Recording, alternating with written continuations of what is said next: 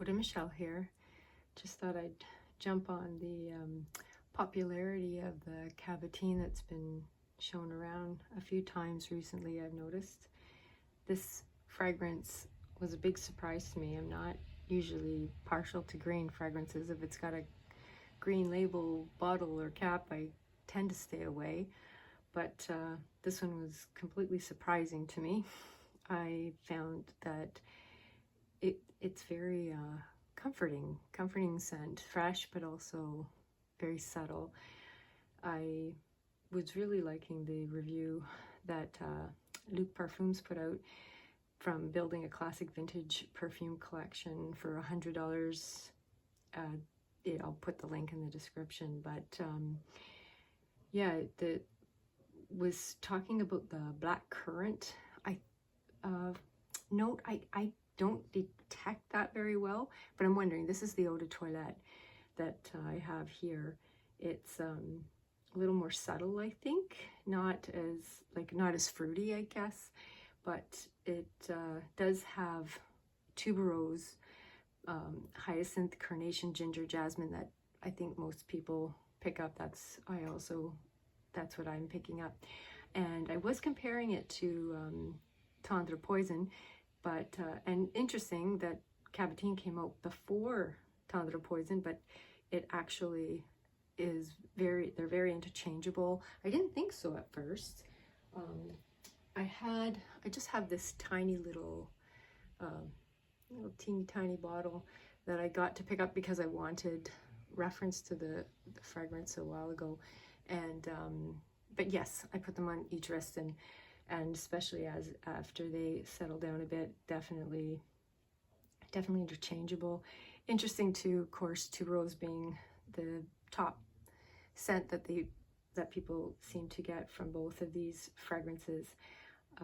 But then interesting, when I was going through the notes for the Tendre Poison, and there was a note called asafoetida, I believe you pronounce it.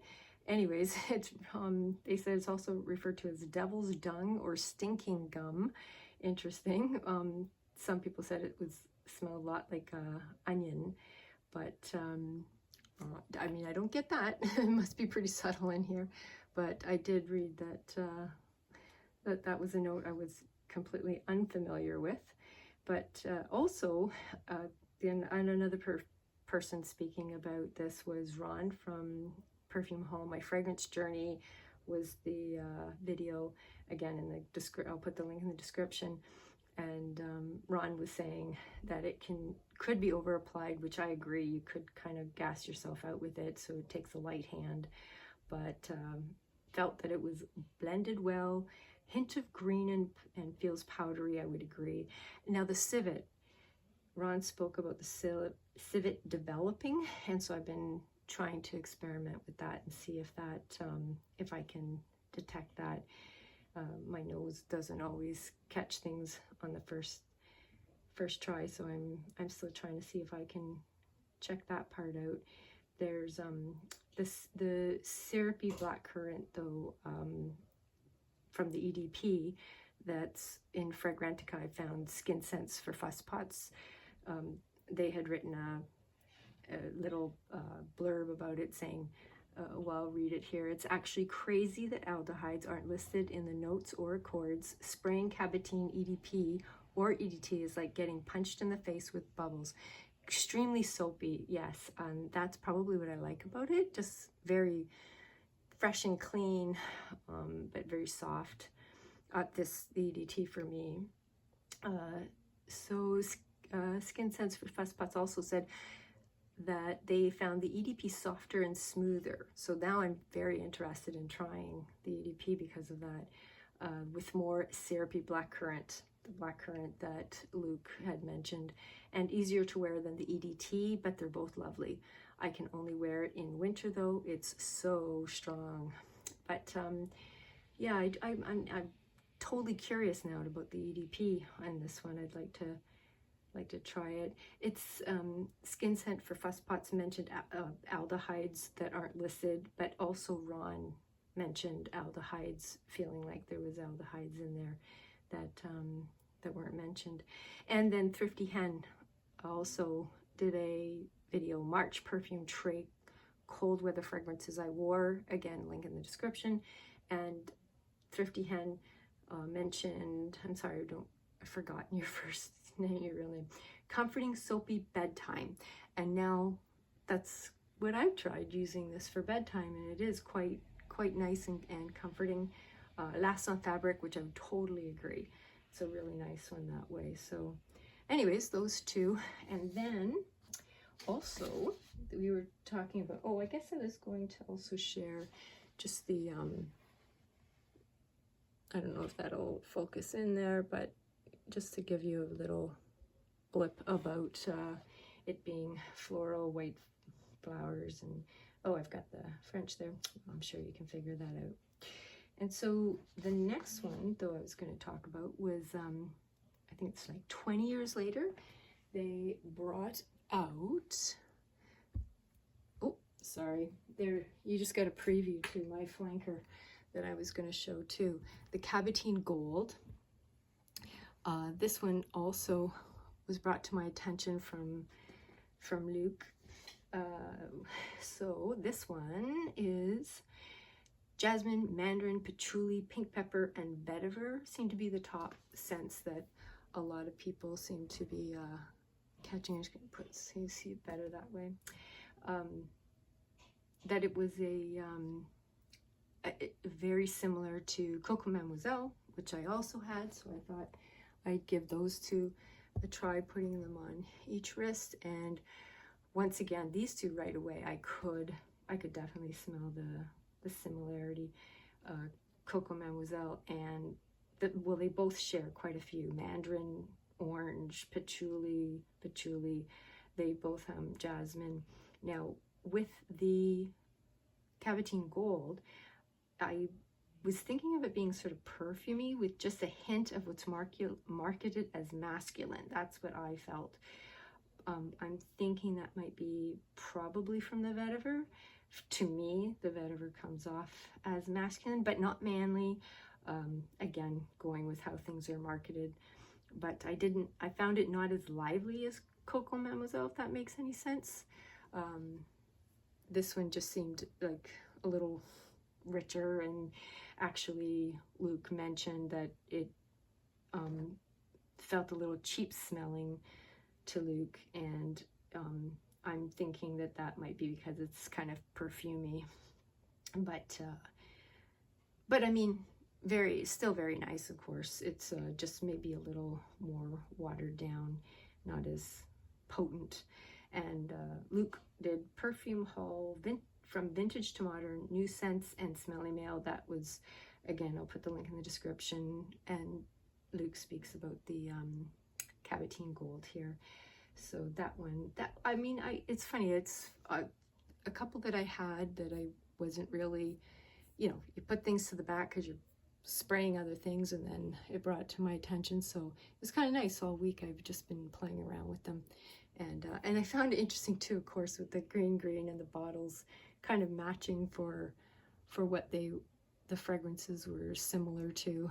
There we go. And it was kind of nice too with I would say with the Cabotine Gold. I don't know, they said they called it here. If I can show this here. They said Cabotine Gold Sandstone, so I'm not sure what that's. I don't remember that being on the box. But white flowers, wooded, citrus fruit, patchouli. So this is I don't know, this one was, I mean, they're both, I find them both easy to wear, but I do find this one, where the other one is more comforting and for me, the other one would be more like I see wearing it if you're going out, summertime, nice dress, pretty outfit, something you feel good in. I see that one being the gold, being something I would choose for something like that instead. And then the other flanker I have, which I really like just because it's more along those sweet sort of gourmandy. The bottle's so pretty. I like how it has the flower on the back. And but this one here, it's the Fleur Splendid. Splendide. 2013 Chypre Floral. This one here has amber, white peach, patchouli, and sandalwood that most people smell, and those are the kind of the rich, yummy fragrances or notes that I'm picking up. This one was it was just on the first spray, it was just yummy, and they did mention fragrances like La Vie Belle, Flower Bomb, Bonbon, but I didn't think it had as much in common with them, even though they were higher on the list where people felt they were, as the one they did mention was Fancy by Jessica Simpson. And again, it's not funny that they're matchy, but yeah, this one, I totally felt that these two were very much sister fragrances, very similar. There was the Fancy, which is a little deeper, richer sweetness to it. The Fleur Splendid doesn't seem to last as long, and it's lighter, lighter or more clear maybe fragrance, but it's again still both going for a gourmandy kind of scent. And yeah, I just find them, I mean, the Fancy did come out first in 2008. This one came out in 2013, so I don't know if they were kind of having that in mind, but they both share, like Fleur Splendid has amber, but then Fancy has caramel vanilla, so I feel like those are kind of similar. White peach for the Fleur Splendid, apricot for the Fancy, again similar, and then both having sandalwood, so that definitely would, I seem to pick up sandalwood and really like that fragrance. And then anyways, there you go, this is the wooded amber powder floral patchouli. Like, as soon as I saw that rundown, I thought, okay, I think I'll probably like this one. So that's my contribution to the Cabotine. I just wanted to share what I had and my experiences with it, and really enjoyed everybody else's videos that made me pull it out again, because it truly is a beauty. That original Cabotine that started it all truly is a nice fragrance if you haven't tried it. And don't be afraid of the green if you're not into green, because it's, for me, I just found it very soapy, clean, comforting, soft. It's nothing to be afraid of, that's for sure. Okay, thank you very much for watching. Bye now.